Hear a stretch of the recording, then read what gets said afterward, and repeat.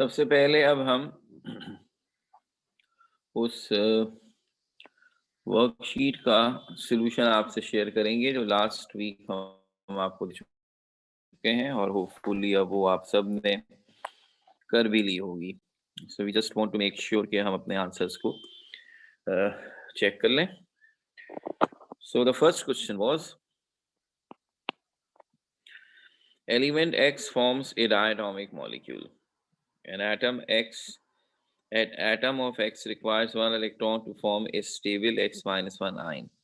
What can be deduced about X? अगर ये दो बातें आपको बताई जाएं कि X एक ऐसा एलिमेंट है जो डायटोमिक मॉलिक्यूल बनाता है और वो एक इलेक्ट्रॉन गेन करके X माइनस 1 का स्टेबल आयन बनाता है, तो इससे आपको क्या पता चलता है? तो ये इंफॉर्मेशन हमें बताती है कि X एक ऐसा नॉन मेटल है जिसे अपना लास्ट ऑर्बिट कंप्लीट करने के लिए एक इलेक्ट्रॉन की ज़रूरत है। और ये सारी बातें इस बात को जाहिर करती हैं कि वो एक हैलोजन है और ये है option B, it is a halogen. ये ग्रुप 1 का मेटल तो हो ही नहीं सकता, मेटल तो इलेक्ट्रॉन लॉस करते हैं। नोबेल गैस नहीं हो सकती, वो तो फिर कोई आयन वाइन नहीं बनाते। और रिड्यूसिंग एजेंट वो होता है जो दूसरों को रिड्यूस करे और खुद ऑक्सीडाइज हो। खुद ऑक्सीडाइज होने का मतलब है इलेक्ट्रॉन लॉस करे, और ये एलिमेंट इलेक्ट्रॉन गेन करके अपने आप को रिड्यूस कर रहा है, तो ये ऑक्सीडाइजिंग एजेंट हुआ। तो इस तरह से ही जवाब बी है। फिर ऑप्शन क्वेश्चन 2, उसमें हमें ये कहा गया कि element X Y Z are in the same period of the periodic table. एक ही पीरियड, एक ही हॉरिजॉन्टल लाइन में है। एक्स मेटल है, वाई नॉन मेटल है और जेड शो करता है ऐसी खूबियां जिसमें मेटल नॉन मेटल दोनों शामिल है। तो आप बताइए वो पीरियोडिक टेबल में किस ऑर्डर में होंगे? What is the order of increasing period proton atomic number? तो जो आपने पीरियोडिक टेबल बनाया तो उसमें आपको याद आएगा कि एक्सट्रीम लेफ्ट मेटल्स का था, एक्सट्रीम राइट नॉन मेटल्स का था। और मैंने ये कहा था जिस जगह मेटल्स और नॉन मेटल्स का मिलते हैं तकरीबन कह लीजिए सेंट्रल पॉइंट पर, तो वो जगह वहाँ मेटल और नॉन मेटल दोनों के कैरेक्टर रखने वाले एलिमेंट्स होते हैं जिनको आप मेटेलॉइड या सेमी मेटल कहते हैं। इस एतबार से किसी भी पीरियड में पीरियोडिक टेबल के मेटल्स हमेशा लेफ्ट पर होंगे, नॉन मेटल्स हमेशा राइट पर होंगे, और ऐसा एलिमेंट जिसमें दोनों की खूबियां होंगी वो बीच में होगा।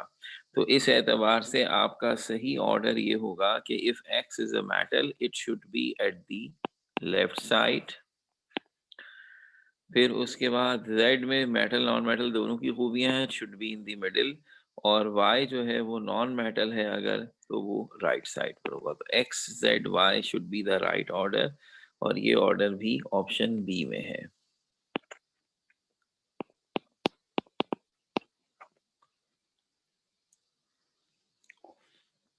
फिर हमने कहा कौन सी स्टेटमेंट ये बात जाहिर करती है कि आयरन जो है वो ट्रांजिशन एलिमेंट है? यानी जो चार बातें हमने लिखी हैं इनमें से कौन सी ट्रांजिशन एलिमेंट की कैरेक्टरिस्टिक प्रॉपर्टी है?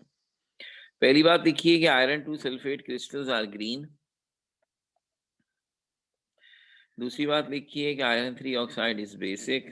Iron rust in moist air. Iron reacts with dilute hydrochloric acid. तो याद रहे कि हर मेटल ही डाइल्यूट एसिड से तकरीबन तकरीबन रिएक्शन करता है, तो इसलिए आयरन रिएक्शन करता है। तो इससे ये तो पता चल रहा है कि आयरन मेटल है, लेकिन ट्रांजिशन मेटल है ये जरूरी नहीं है, सारे मेटल करते हैं।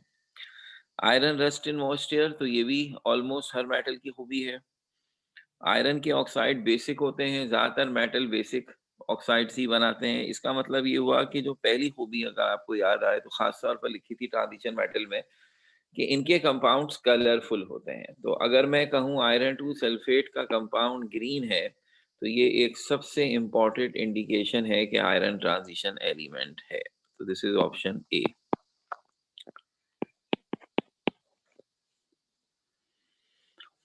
A metal X forms oxides with the formula XO and X2O3. What is X in the periodic table? अगर मैं आपसे कहूं कि X एक एलिमेंट है जो ऑक्सीजन के साथ मिलकर दो तरह के ऑक्साइड बना रहा है, XO भी बना रहा है और X2O3 भी बना रहा है, तो इससे आप ये समझेंगे कि ऑक्सीजन का चार्ज होता है -2, तो XO में X का चार्ज हो गया +2। इसी तरह X2O3 जो हमने फॉर्मूला लिखा है, तो अगर ऑक्सीजन ये जो हमें पता है क्रिस क्रॉस मेथड में जो नंबर नीचे लिखे होते हैं, जो ऑक्सीजन के नीचे 3 लिखा हुआ है वो X का चार्ज है और जो X के नीचे 2 लिखा हुआ है वो ऑक्सीजन का चार्ज है। इसका मतलब है X का चार्ज यहाँ +3 है और ऑक्सीजन तो -2 ही है। तो आपको क्या नजर आ रहा है ये देखते हुए कि X दो तरह के ऑक्साइड बना रहा है, XO भी और X2O3 भी। इसका मतलब है XO में X का चार्ज है +2 और X2O3 में X का चार्ज है +3।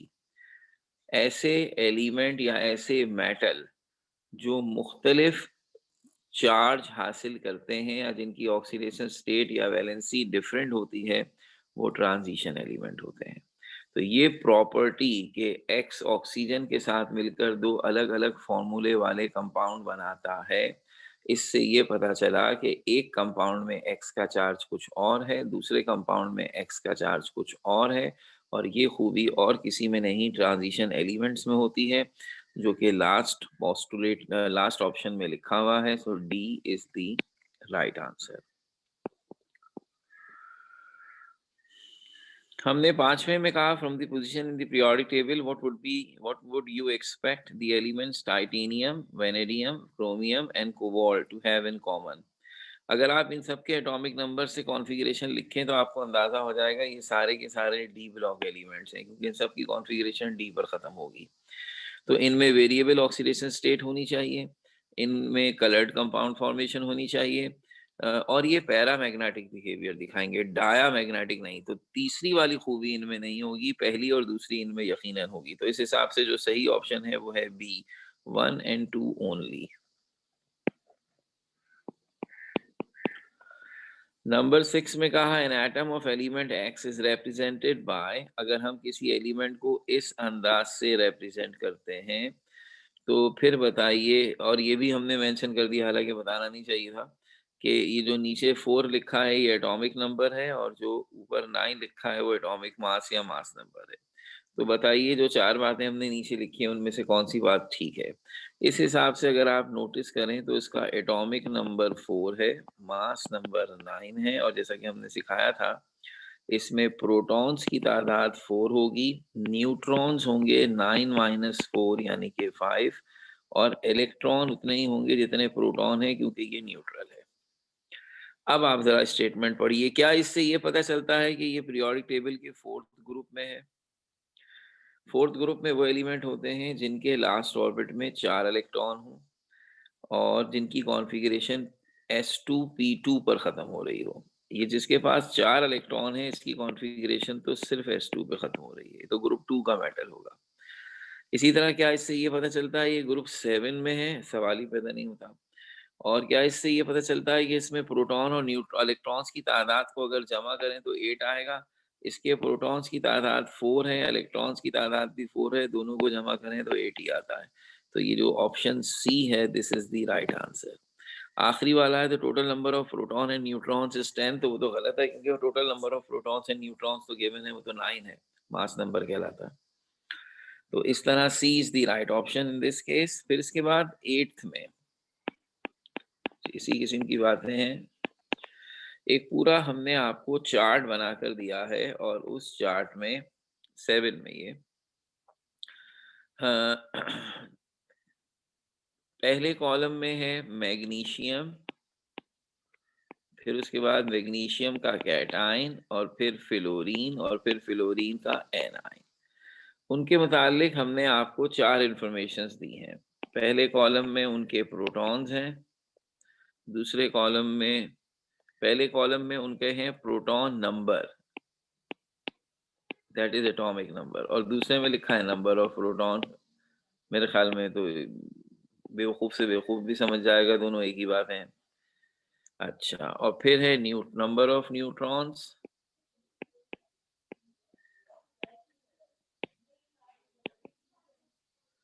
और उसके बाद है नंबर ऑफ इलेक्ट्रॉन्स। ठीक है ना। तो अब मैग्नीशियम के प्रोटॉन नंबर है 12, नंबर ऑफ प्रोटॉन्स भी हैं 12, अलबत्ता नंबर ऑफ न्यूट्रॉन्स उन्होंने छुपा लिए आपसे और उसकी जगह लिख दिया W। ठीक है ना। और उसके बाद नंबर ऑफ इलेक्ट्रॉन्स 12 गिवन है। फिर मैग्नीशियम के कैटाइन में भी हमने सब 12 लिखा और सिर्फ इलेक्ट्रॉन्स की तादाद छुपा ली और उसकी जगह x लिख दिया। फिर जो फ्लोरीन है उसकी प्रोटॉन नंबर y लिखे, नंबर ऑफ प्रोटॉन्स 9 लिखे और न्यूट्रॉन्स की तादाद शो की, इलेक्ट्रॉन्स की तादाद शो की। और फ्लोराइड में हमने सब कुछ शो किया सिवाय इलेक्ट्रॉन्स की तादाद के। तो अब ये जो WXYZ हमें नजर आ रहे हैं, इनकी वैल्यू हमें बतानी है, इसकी, इसकी, इसकी, इसकी, गिवन इंफॉर्मेशन से। तो मेरा ख्याल है कि आपको समझ आ जाएगी खुद ही कि जब आपने देख लिया कि एक एटम में मैग्नीशियम जो है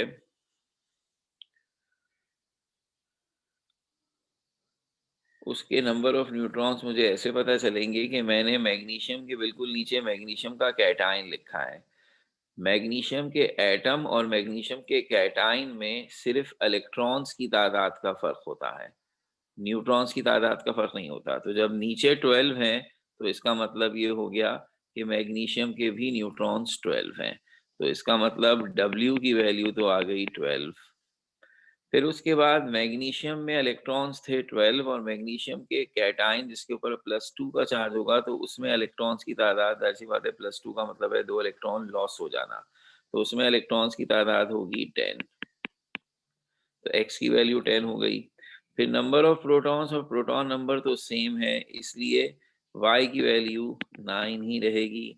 और फिर जब कोई इलेक्ट्रॉन ऐड करता है तो उसके ऊपर माइनस चार्ज आता है। तो फ्लोरीन के ऊपर अगर -1 का चार्ज है तो इसका मतलब है फ्लोरीन ने एक इलेक्ट्रॉन ऐड किया है, तो z की वैल्यू 10 हो जाएगी। तो ये सब में वही लॉजिक लगेगी जो हमने आपको बताई थी एटॉमिक नंबर वाली। और अगर आप देखेंगे कि इनमें से कौन सा ऑप्शन सही है जिसमें W की वैल्यू 12 हो, X की वैल्यू 10 हो, Y की वैल्यू 9 हो और Z की वैल्यू 10 हो, तो ये ऑप्शन B में है जिसमें ये सारी बातें बिल्कुल इसी तरह हैं। तो right answer is option B।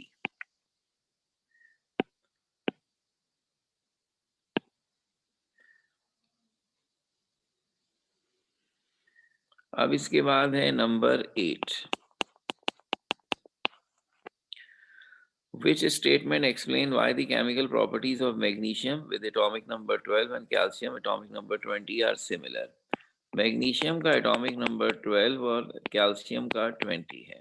जब हम इन दोनों की इलेक्ट्रॉनिक कॉन्फ़िगरेशन लिखते हैं तो magnesium 1s2 2s2 2p6 3s2 होता है और calcium 1s2 2s2 2p6 3s2 3p6 4s2 होता है। अब किससे पता चला कि इन दोनों की केमिकल प्रॉपर्टी सेम है? तो बुनियादी तौर पर इस बात से पता चलता है कि दोनों की वैलेंस शेल कॉन्फ़िगरेशन s2 पे ख़त्म हो रही है और इस वजह से ये दोनों एक ही ग्रुप में होंगे पीरियोडिक टेबल के, और जो एक ही ग्रुप में होते हैं उनकी केमिकल प्रॉपर्टीज सेम होती हैं। इस हिसाब से आप अगर ऑप्शंस देखेंगे तो पहला ऑप्शन यही लिखा हुआ है, they are in the same group of periodic table. Yes they are, और इसी वजह से इनकी प्रॉपर्टी सेम है, तो इसलिए option A is the right answer. 9 वाले में हमने आपके सामने पीरियोडिक टेबल बनाया है और पी ब्लॉक वाले हिस्से में ABCD 4 ऑप्शन लिखे हैं और फिर आपसे पूछा है the position of 4 elements are shown in the outline part of the periodic table, which element is a solid non metal at room temperature. तो अब आपको याद आना चाहिए इस शक्ल को देखते हुए कि ये जो हिस्सा आपके सामने बनाया गया है दैट्स अ पी ब्लॉक, जिसके बारे में आपको खास तौर पर ये बताया गया कि इस पी ब्लॉक में स्टेयर केस आते थे कि मेटल और नॉन मेटल्स के दरमियान आप कैसे डिफरेंस करेंगे।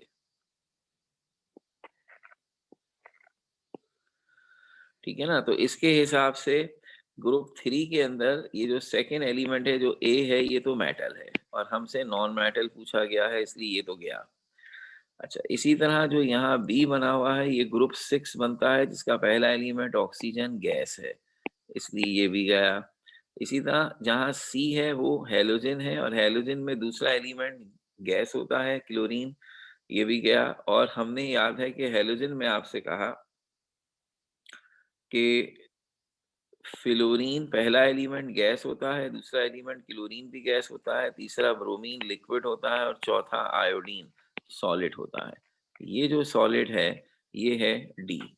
तो इस हिसाब से अगर आप देखें तो पहली बात आसान सी है वैसे तो, अगर आपको ये याद नहीं है एलिमेंट तो लॉजिकल मैं बता दूं बात।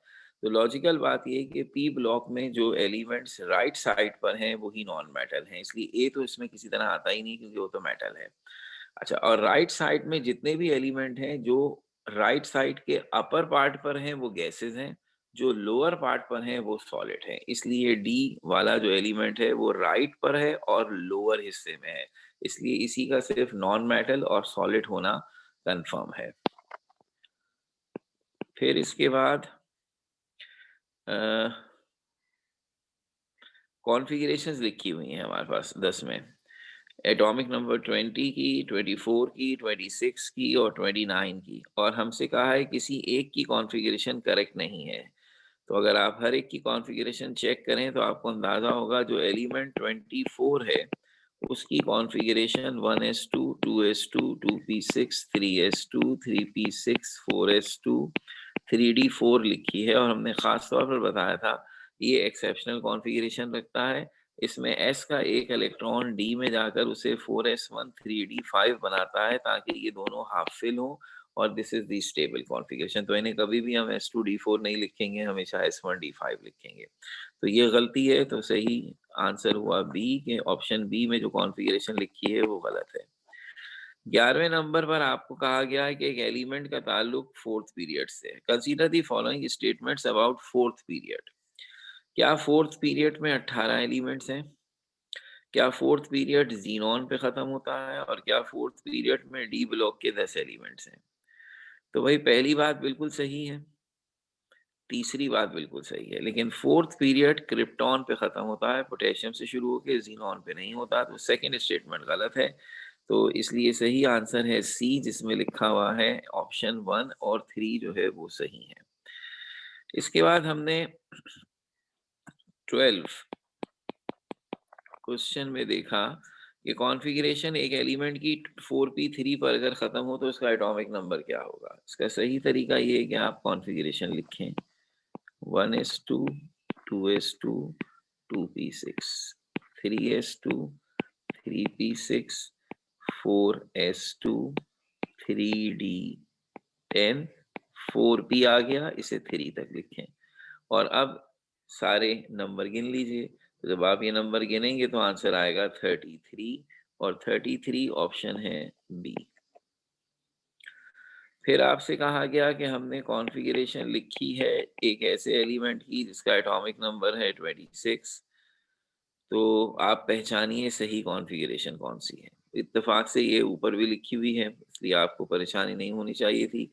1s2, 2s2, 2p6, 3s2, 3p6, 4s2, 3d6, यानी option C is the right answer. 14 में आपसे कहा अगर किसी एलिमेंट की वैलेंस शेल कॉन्फ़िगरेशन आपसे पूछी जाए तो हम सीलिनियम की पूछ रहे हैं जिसका एटॉमिक नंबर 34 है। तो 34 की कॉन्फ़िगरेशन लिखें 1s2, 2s2, 2p6, 3s2, 3p6, 4s2, 3d10, 4p4। और रूल के मुताबिक हम जब p पे जिस एलिमेंट की कॉन्फ़िगरेशन ख़त्म होती है हम उसका वो p और उसी ऑर्बिट का s दोनों लेते हैं, तो ये कॉन्फ़िगरेशन होगी 4s2, 4p4। ये है इसकी वैलेंस शेल कॉन्फ़िगरेशन, और ये ऑप्शन मौजूद है सी में, ऑप्शन सी। आखिरी सवाल है, अगर वैलेंस शेल कॉन्फ़िगरेशन हम आपसे पूछें सीरियम की, जो कि एक एफ ब्लॉक एलिमेंट था, अगर आपको याद है इसकी तो खास तौर पर हमने लिखवाई भी थी क्योंकि स्पेशल है। एटॉमिक नंबर है 58, कॉन्फ़िगरेशन बनती है 1s2, 2s2, 2p6, 3s2, 3p6, 4s2, 3d10, 4p6, 5s2, 4d8, 5p6, 6s2, 5d1 4f1। ये इसकी कॉन्फ़िगरेशन है। हमें याद रखना होगा कि 5d में एक इलेक्ट्रॉन डालकर फिर हम 4f को भरते हैं और वैलेंस शेल बनते हैं आखिरी तीनों सब शेल, यानी 6s2 5d1 4f1। और ये ऑप्शन दिया हुआ है अगेन सी में।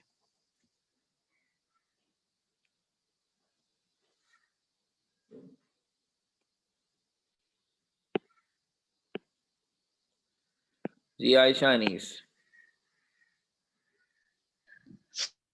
अस्सलाम वालेकुम सर। वालेकुम सलाम।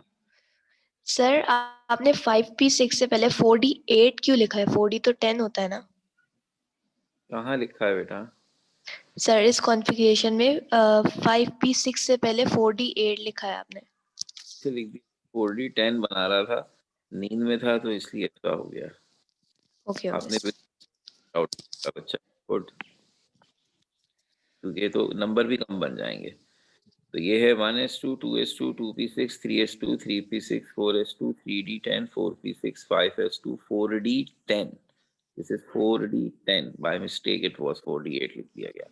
5p6 6s2 5d1 4f। अब आप गिन भी लें तो ये पूरे 58 बनेंगे and this is the balance set one.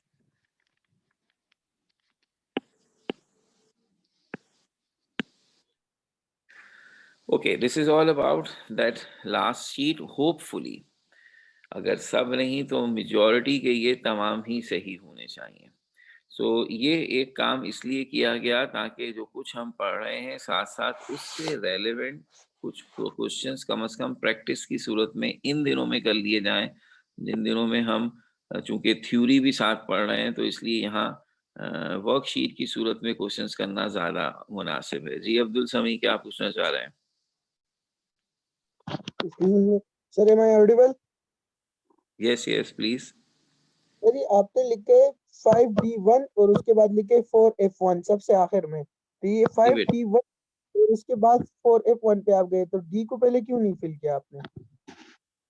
बेटा ये सारी डिस्कशन क्लास में हो चुकी, मेरे ख्याल में आप थे नहीं उस वक्त। इस वक्त हमने ये टॉपिक पूरा पढ़ाया है कि how to write the configuration of D.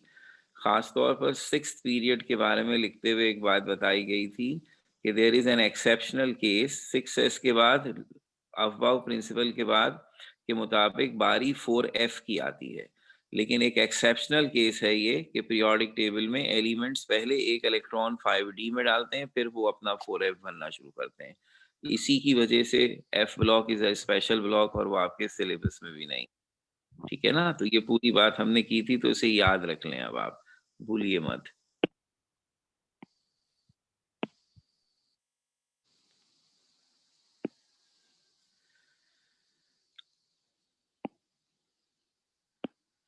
So now may I start our next one. अब ये मैंने इसीलिए थोड़ा पेस स्लो रखा था कि मुझे इस बात का अंदाजा था कि in case of inorganic chemistry specially हमें पूरे पांचों चैप्टर में 1 2 3 4 5 में बस इसी चैप्टर के अंदर समझाने और दिमाग लड़ाने की थोड़ी सी ज़रूरत महसूस हुई है। इसके बाद अगर कहीं हल्की फुल्की ऐसी ज़रूरत पड़ने वाली है इनऑर्गेनिक में, तो वो चैप्टर 5 में एक छोटा हिस्सा आएगा नॉमेनक्लेचर का। जैसा आप ऑर्गेनिक में माशाल्लाह बहुत ही लंबा चौड़ा नॉमेनक्लेचर कर चुके हैं, उसके मुकाबले में एक बच्चा सा हिसाब है, बहुत थोड़ा सा, लेकिन बहरहाल है। तो वो नॉमेनक्लेचर जो है उसमें थोड़ी अकल इस्तेमाल हो जाएगी, या कह लीजिए वो कॉन्सेप्चुअल हो जाएगा, तो एक आधा एमसीक्यू उसमें से भी आ जाता है। तो वो एक वाहिद चीज होगी जिसमें हम फिर दोबारा इस बात पर गौर करेंगे कि हाँ कुछ चीजें समझाई जाएं। लेकिन फिर अब बाकी सारा कुछ जो अब हम 2 3 4 5 में इसके अलावा पढ़ रहे हैं, वो सब का सब होगा फैक्चुअल नॉलेज। उसमें से 2 का एक्सपोजर उन बच्चों को यकीनन हो चुका है जो थ्योरी पढ़ रहे हैं हमारे यहाँ से ही, क्योंकि हमने चैप्टर 1 और 2 तकरीबन सभी का पढ़ा दिया था।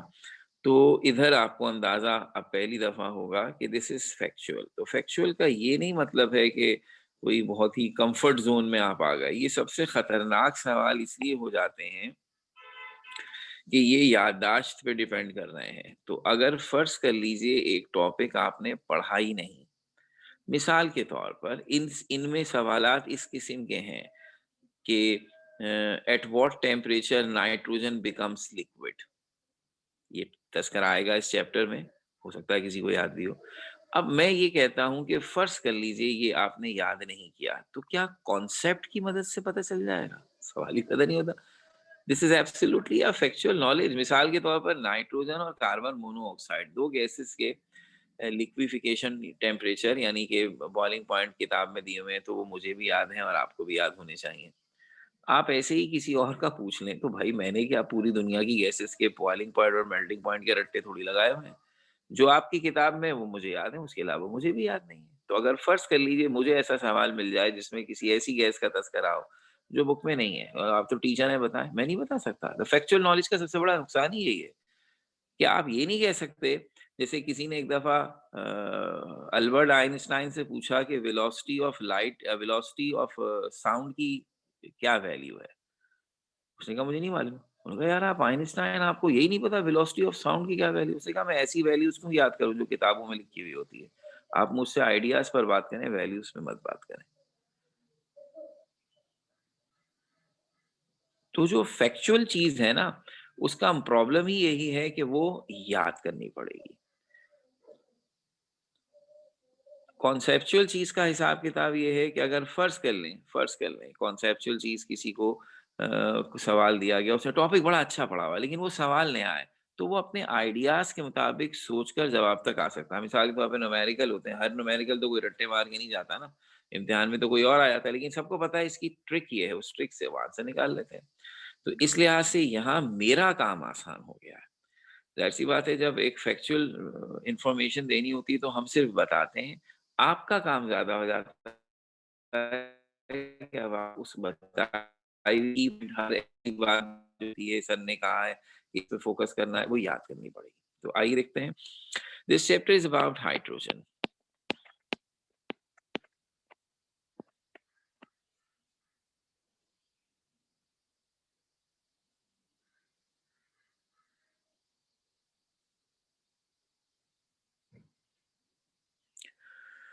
और इसमें सबसे पहला एतराज ही यही है, वाई हाइड्रोजन।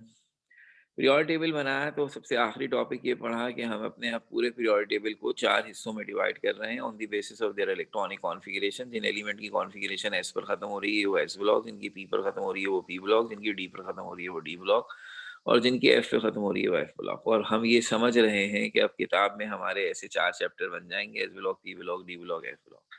हाइड्रोजन बीच में कहाँ से आ गया? तो ये एक स्पेशल एंट्री है हमारी किताब में। पहला चैप्टर पीरियोडिक टेबल, दूसरा चैप्टर ये हाइड्रोजन, फिर इसके बाद है S block, P block, D block. तो वाई हाइड्रोजन, तो हमने कहा ये एक बड़ा अजीब व गरीब और स्पेशल एलिमेंट है, और यूं कह लीजिए ये हमारे present long form of periodic table का सबसे बड़ा ड्रॉबैक है। ये ना समझिए कि जो हमने इससे पहले पढ़े न्यूलैंड का टेबल, तो मेंडलीफ का टेबल, और उनकी बुराइयां कर ली और उसके बाद कहा आज हम ये टेबल यूज करते हैं तो ये परफेक्ट है। जी नहीं। जो आज आप पीरियोडिक टेबल पढ़ते हैं वो पिछले तमाम पीरियोडिक टेबल्स के मुकाबले में बहुत ज़्यादा बेहतर है, और हमारी केमिस्ट्री के बहुत सारा मसाइल उसने हल कर दिए हैं। केमिस्ट्री को सिस्टमैटिक तरीके से पढ़ने के लिए उसने हमारी बहुत ज़बरदस्त हेल्प की है, लेकिन वो परफेक्ट नहीं है। अब भी हमें बहुत सारी ऐसी बातें सामने आती हैं हमारी जो पीरियोडिक टेबल की मदद से हम नहीं कर पाते, या जिसका जवाब पीरियोडिक टेबल की लॉजिक हमें नहीं दे पाती। तो देयर आर एक्सेप्शंस जो टेबल की जनरल बातों में हैं।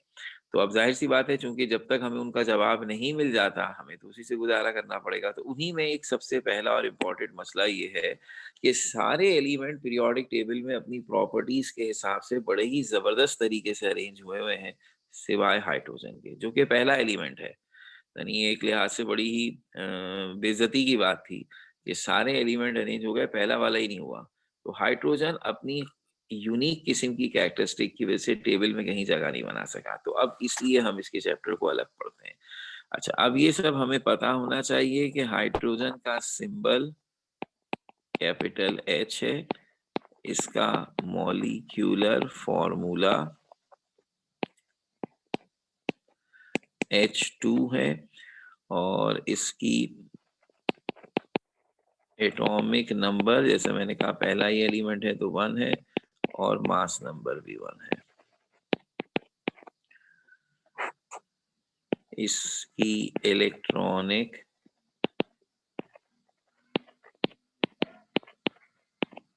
कॉन्फ़िगरेशन 1s1 है।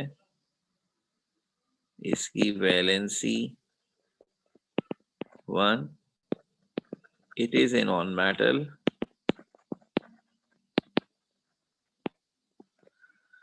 और इसकी स्टेट गैस। इसके मुतालिक एक बहुत अहम इम्पोर्टेंट बात यह है कि it is the most abundant element of universe। अर्थ पे तो हम सबको ये पता है कि सबसे ज्यादा अबंडेंट एलिमेंट ऑक्सीजन है, which is about 50% of the earth crust. Hydrogen का नंबर कोई 11वां या 12वां है। लेकिन अगर हम अर्थ से बाहर निकलकर पूरे यूनिवर्स की बात करें, सारे प्लैनेट, सारे स्टार, सारी गैलेक्सी, सब कुछ मिलाएं, तो हमारा एस्टिमेशन ये कहता है कि तकरीबन 75% एटम्स पूरी यूनिवर्स में जो है वो हाइड्रोजन है। इस लिहाज से हाइड्रोजन पूरी यूनिवर्स का सबसे ज्यादा अबंडेंट एलिमेंट है, यानी सबसे ज्यादा मिलने वाला एलिमेंट है। ये इसकी एक इम्पोर्टेंस हो गई। और अब जैसा कि मैंने कहा, इस एलिमेंट की पोजीशन जो है वो कंट्रोवर्शियल है और पीरियोडिक टेबल में हम ये तो बता सके हैं कि ये फर्स्ट पीरियड में है, लेकिन इसके ग्रुप को नहीं डिसाइड कर सके because of its unique configuration and it's unique characteristics. तो क्यों नहीं कर सके? तो सबसे पहली बात ये कि चूंकि इसके लास्ट ऑर्बिट में एक इलेक्ट्रॉन है, इसलिए हमें लगा कि पीरियोडिक टेबल में हाइड्रोजन की पोजीशन होनी चाहिए ग्रुप 1A। लेकिन चूंकि हाइड्रोजन का हिसाब ये है कि उसके फर्स्ट ऑर्बिट की टोटल कैपेसिटी है 2, एक इलेक्ट्रॉन उसके पास है, तो अपना ऑर्बिट कंप्लीट करने के लिए भी उसे एक इलेक्ट्रॉन चाहिए। अब अगर यूं देखें कि अपना ऑर्बिट कंप्लीट करने के लिए हाइड्रोजन को कितने इलेक्ट्रॉन चाहिए, तो उससे ये हैलोजन से मिल रहा है, क्योंकि हैलोजन भी वही एलिमेंट है जिनके लास्ट ऑर्बिट में एक इलेक्ट्रॉन की जरूरत है, वो अपना लास्ट ऑर्बिट कंप्लीट कर लेंगे। तो चूंकि हाइड्रोजन को अपना ऑर्बिट कंप्लीट करने के लिए एक इलेक्ट्रॉन की जरूरत है, इसलिए हाइड्रोजन भी हैलोजन की तरह ग्रुप 7 में रखा जा सकता है। और फिर सबसे बढ़कर बात ये सामने आई कि ग्रुप 4 ऐसे एलिमेंट के ग्रुप हैं जिनके लास्ट ऑर्बिट में 4 इलेक्ट्रॉन हैं और उनको 4 की जरूरत है, यानी वो हाफ फिल्ड है। और हाइड्रोजन देखा जाए तो वो भी हाफ फिल्ड है। उसके ऑर्बिट में टोटल गुंजाइश 2 इलेक्ट्रॉन्स की है, एक उसके पास है और एक खाली है। इस लिहाज से ये ग्रुप 4 में भी आ सकता है। तो पता ही चला कि हाइड्रोजन की पोजीशन का जो इशू है वो ये है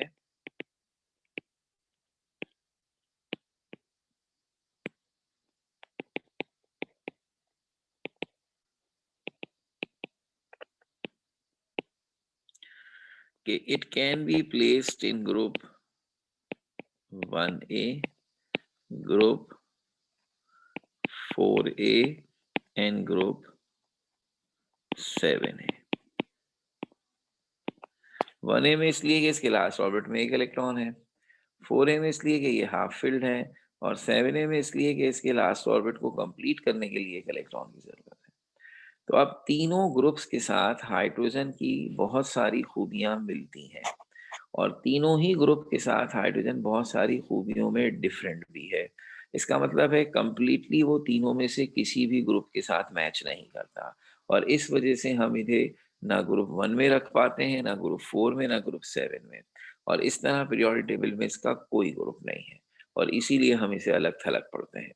तो ये डिस्कशन कि कौन सी बातें हाइड्रोजन की इन ग्रुप से सिमिलर है और कौन सी बातें डिफरेंट हैं, ये हम एक जायजा यहाँ क्विकली ले लेते हैं। यही हमारा फर्स्ट टॉपिक है। तो सबसे पहले प्लेसमेंट।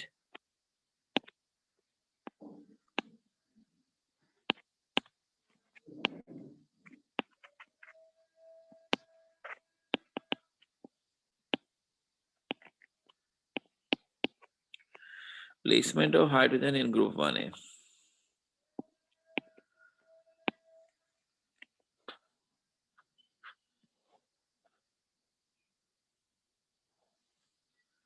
तो सबसे पहले सिमिलैरिटीज, कौन सी बातें हाइड्रोजन में और ग्रुप 1A में सिमिलर है। तो एक तरफ ग्रुप 1A, एक तरफ हाइड्रोजन, ऐसे कंपैरिजन कर देते हैं। ग्रुप 1A के लास्ट ऑर्बिट में एक वैलेंस इलेक्ट्रॉन है,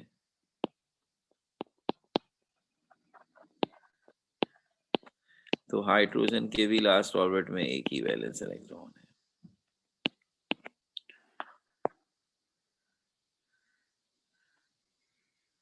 ग्रुप 1A की कॉन्फ़िगरेशन S1 पे खत्म होती है, हाइड्रोजन की कॉन्फ़िगरेशन भी S1 पर खत्म होती है। ग्रुप 1A की वैलेंसी 1 है, हाइड्रोजन की भी वैलेंसी 1 है।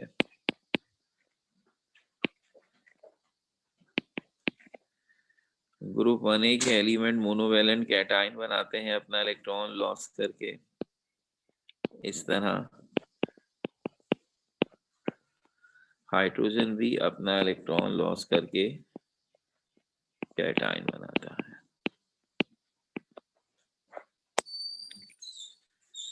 तो ये चार बातें हैं जो इन दोनों में सिमिलर हैं, मगर और इन्हें देखकर तो ये बात लगती है दिल पे कि हमें हाइड्रोजन को ग्रुप 1A में रख देना चाहिए, but there are very serious dissimilarities which oppose the idea.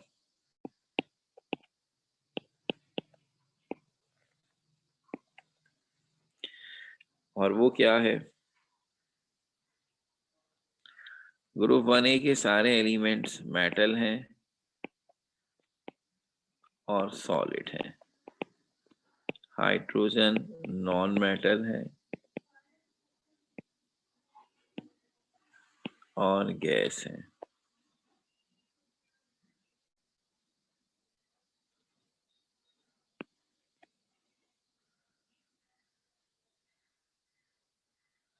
फिर इसके बाद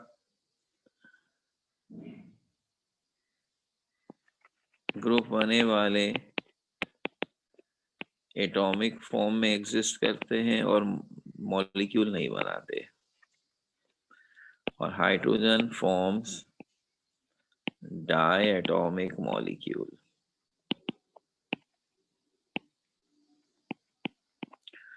ग्रुप 1A वाले सिर्फ इलेक्ट्रो पॉजिटिव हैं,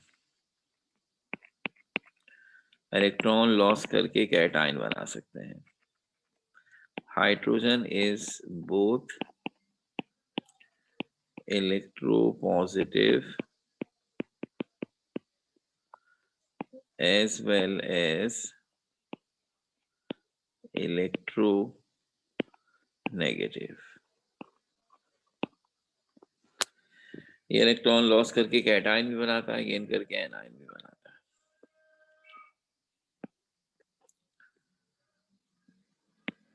ग्रुप 1A का जो कैटायन है जिसके ऊपर +1 का चार्ज है, can exist independently in water.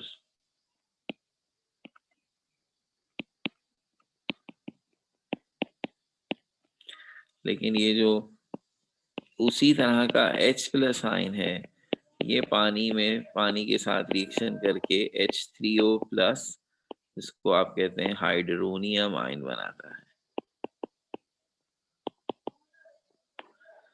अब इन बातों को देखते हुए हम ये कहते हैं कि वेल फिर हाइड्रोजन ग्रुप 1A में नहीं रखा जा सकता।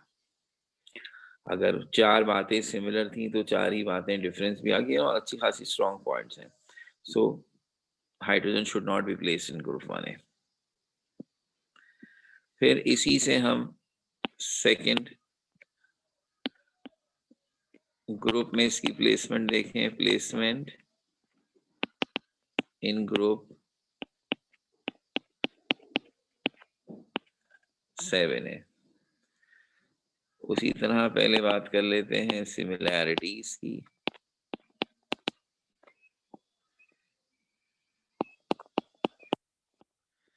ग्रुप 7A और हाइड्रोजन, तो पहली चीज ग्रुप 7A में जैसे कि हमने आपको कहा कि तीनों स्टेट्स के एलिमेंट्स पाए जाते हैं, फ्लोरीन एंड क्लोरीन गैस है, ब्रोमीन लिक्विड है और आयोडीन सॉलिड है। ये पूरे पीरियोडिक टेबल का वाहिद ग्रुप है जिसमें तीनों फिजिकल स्टेट्स में एलिमेंट हैं, सॉलिड भी है, लिक्विड भी है, गैस भी है, और हाइड्रोजन गैस है, तो ये इस ग्रुप में रखा जा सकता है। सारा ग्रुप 7A नॉन मेटल है, हाइड्रोजन भी नॉन मेटल है।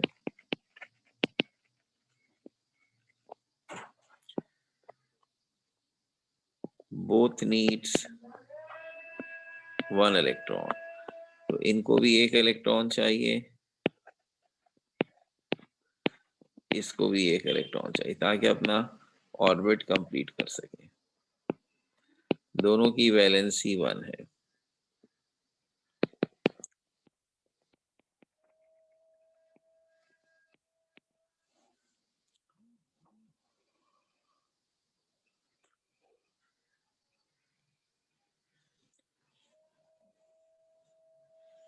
और दोनों बनाते हैं डायटोमिक मॉलिक्यूल।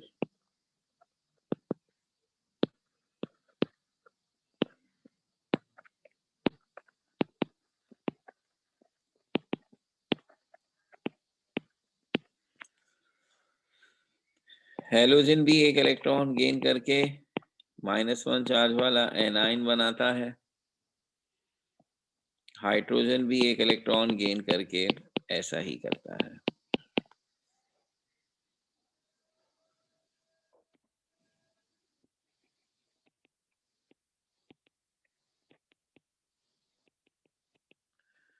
काफी अच्छी सिमिलैरिटीज हैं।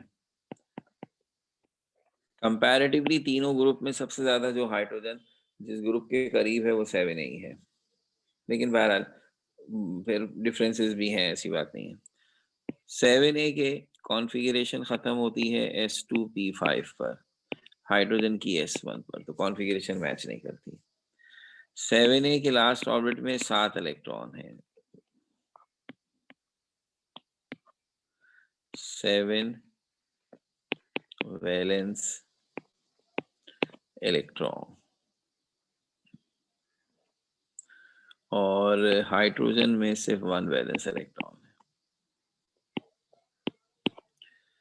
7A वाले हैं ओनली इलेक्ट्रोनेगेटिव,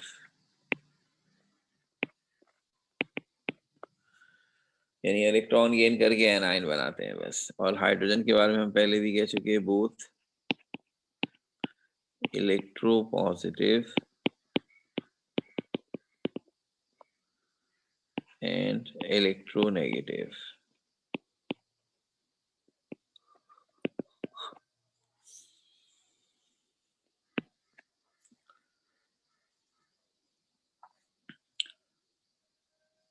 ग्रुप 7A के तमाम एलिमेंट्स की इलेक्ट्रोनेगेटिविटी बड़ी हाई होती है, सो हाईली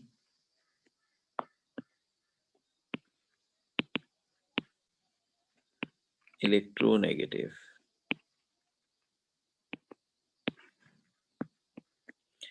और इसकी लो इलेक्ट्रोनेगेटिविटी है।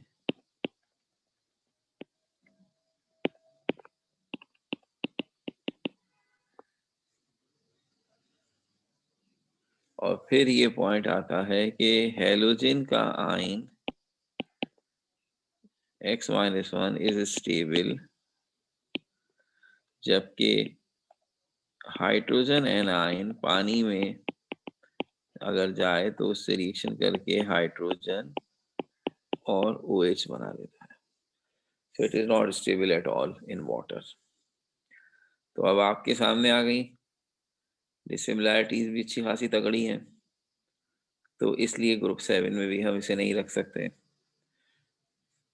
क्योंकि ये जहन में रखिएगा ये कोई मुकाबले नहीं हो रहे हैं। सीधी सी बात ये है कि अगर एक ही ग्रुप में मौजूद सारे एलिमेंट्स की खूबियां सारी नहीं तो अगर ज्यादातर सेम होती हैं तो हमें ही उसका फायदा होगा, पढ़ते वक्त हमें हर एक को एक ही अंदाज से पढ़ना पड़ेगा, अलग अलग तस्करा नहीं करना पड़ेगा। या तो ये होगा कि जब हम हाइड्रोजन को पढ़ेंगे, अगर फर्ज कर लें हैलोजन के साथ, तो हर दूसरे पॉइंट में हम ये बता रहे होंगे कि बाकी हैलोजन ये करते हैं, हाइड्रोजन ये करता है। तो जब हाइड्रोजन का तस्करा अलग ही करना है तो भाई उसका चैप्टर अलग पढ़ो, ज़्यादा अच्छी सहूलत रहेगी हमें। आखिरी ग्रुप जो है जिसकी प्लेसमेंट पर अब हम बात करना चाहते हैं, कंपैरेटिवली ये वो ग्रुप है जिसमें हाइड्रोजन के साथ इनकी सिमिलैरिटी जरा कम ही है। बहरहाल प्लेसमेंट ऑफ हाइड्रोजन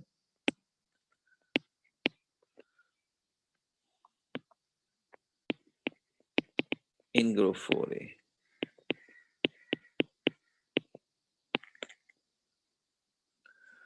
तो ये वो ग्रुप है जिसमें 1A और 7A के मुकाबले में बहरहाल हाइड्रोजन की प्लेसमेंट की जरा कम तवक्कात हैं।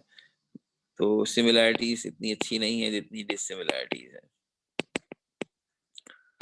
तो मेन बात वही है कि यह हाफ फील्ड है और इलेक्ट्रोपॉजिटिव इलेक्ट्रोनेगेटिव दोनों खूबियां रखता है। तो सिमिलैरिटीज में हम ये कहेंगे कि इसमें मेटल्स एंड नॉन मेटल्स दोनों हैं, और हाइड्रोजन नॉन मेटल होने की वजह से यहाँ आसानी से एडजस्ट हो सकता है। फिर ग्रुप 4A वाले are both electropositive and electronegative.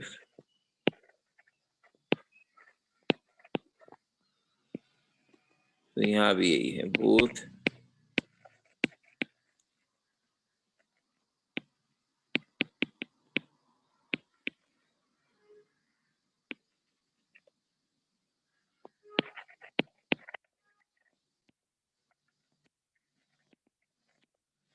दोनों का हाफ फील्ड सब शेल है।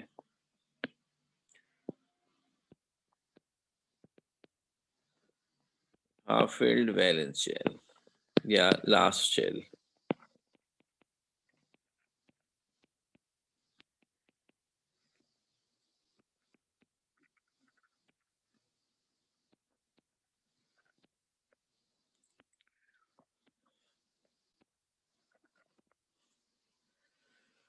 और एक बात क्या आती है कि ionisation potential and electron affinity of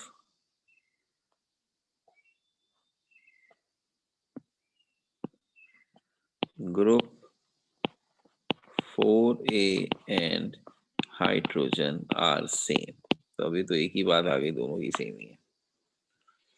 ये है कुछ बातें जो इन दोनों में सिमिलर है, लेकिन जैसा कि हमने कहा देयर आर स्ट्रॉन्ग डिससिमिलैरिटीज।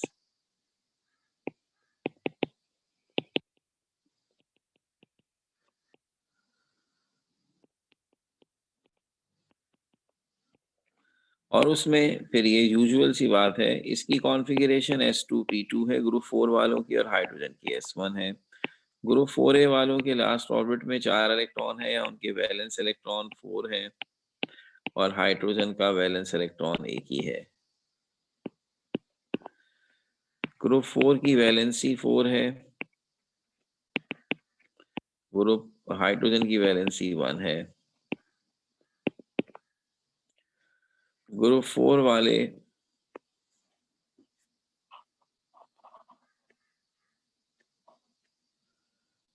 सारे के सारे सॉलिड हैं, हाइड्रोजन गैस है। ग्रुप 4 वाले do not form diatomic molecule and hydrogen forms diatomic molecule. So looking at these all things, ये छोटे छोटे पॉइंट्स हमने जो बता दिए, इससे ये साबित हो रहा है कि हाइड्रोजन की खूबियां इनमें से किसी भी एलिमेंट्स के ग्रुप से मुकम्मल तौर पर नहीं मिलती। इसलिए हम हाइड्रोजन को पीरियोडिक टेबल के किसी भी ग्रुप में नहीं रखते। उसकी पोजीशन कहलाती है यूनिक पोजीशन ऑफ हाइड्रोजन, और हम उसे पीरियड 1 में रखते हैं एफ ब्लॉक के ऊपर, यानी उसका कोई ग्रुप नहीं होता, उसका किसी ग्रुप से ताल्लुक नहीं है, और उसे इसीलिए हम अलग से पढ़ रहे हैं, और अब हमने इसलिए उसका चैप्टर भी बना दिया। तो सबसे पहले टॉपिक में यही क्लियर किया है कि हमने इसके चैप्टर को अलग किया ही इसीलिए है कि इसका पीरियोडिक टेबल के किसी ग्रुप से नहीं बनती इसकी, तो इसलिए बेहतर ये है कि इसे स्पेशल अटेंशन देते हुए अलहदा से पढ़ा जाए, तो इसलिए हम अलहदा से पढ़ रहे हैं। तो अब ये हिसाब किताब आ गया कि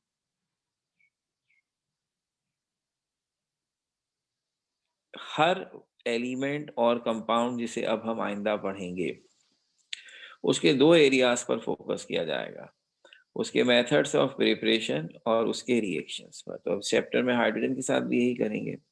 तो अब हमारा अगला काम होगा हाइड्रोजन के रिएक्शंस और उसकी प्रिपरेशंस को पढ़ना। जैसी बात है थ्योरी में जिस डिटेल और जिस तरह से किया था, जैसे अब ये भी टॉपिक बहुत डिटेल से किया गया था, लेकिन अब मैंने इसे सारे पॉइंट बड़े छोटे छोटे अंदाज से की पॉइंट्स की सूरत में लिखे ताकि आप अब इस तरह से इनको जहन में बिठाना है। अब इनके पूरे पूरे सेंटेंसेस याद नहीं करने, because I am not going to write them, you have to keep them in mind. ये लिखे हुए आएंगे तो आप पिक करेंगे कि हाँ ये सही है या नहीं है। तो अब इनकी इंडस्ट्रियल प्रिपरेशन रिएक्शंस की पढ़ेंगे हम, जो 6 रिएक्शंस हैं, और फिर उसके बाद जो नेसेंट और एटॉमिक हाइड्रोजन का टॉपिक है वो। तो ये सब आगे के टॉपिक्स इंशाल्लाह हाइड्रोजन के अब हम पढ़ेंगे नेक्स्ट टाइम। ये आपसे मैं शेयर कर लेता हूँ सारी स्लाइड्स, और यहाँ से इंशाल्लाह अब हम कंटिन्यू करेंगे अपनी नेक्स्ट क्लास में। Thank you very much.